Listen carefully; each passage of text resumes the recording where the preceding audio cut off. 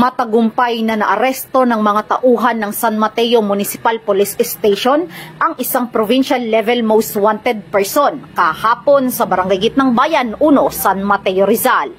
Kinilala ang akusado na si alias Andy, 52 years old, isang negosyante at residente ng Barangay San Jose, Rodriguez, Rizal.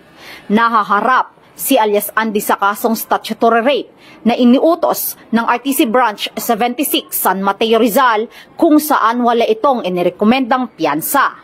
Sa pahayag ni Police Colonel Feleteo A. Gonzalgo, Provincial Director ng Rizal Police Provincial Office, tiniyak niya na patuloy ang kanilang maigting na kampanya laban sa mga wanted person.